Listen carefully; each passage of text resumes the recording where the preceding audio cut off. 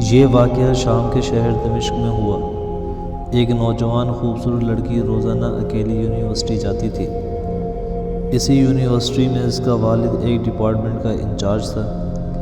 ایک دن چھٹی کے فوراً بعد اچانک بادل گرجنے لگے اور زوردار بارش ہونے لگی۔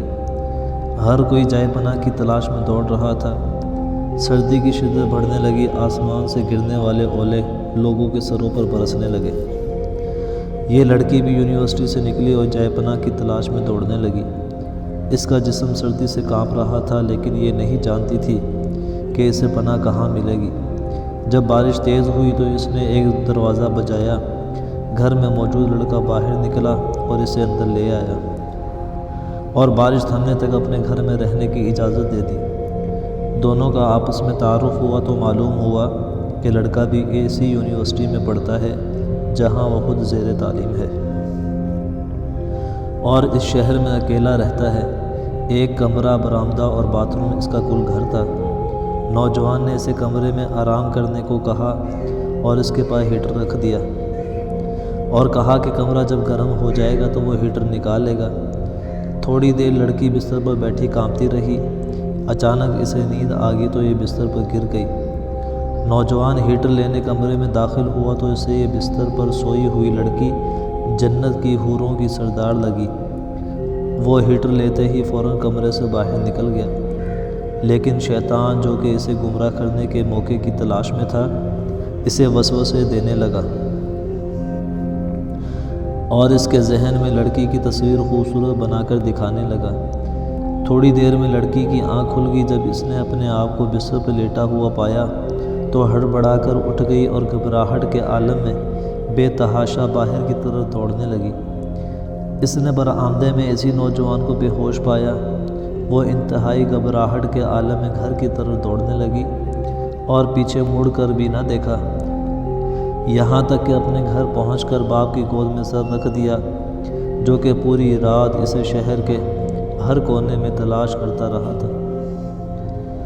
اس نے باپ کو تمام واقعات من و ان سنا دیے اور اسے قسم کھا کر کہا کہ میں نہیں جانتی جس عرصے میں میری آنکھ لگ گئی، کیا ہوا میرے ساتھ، کیا کیا گیا، کچھ نہیں پتہ۔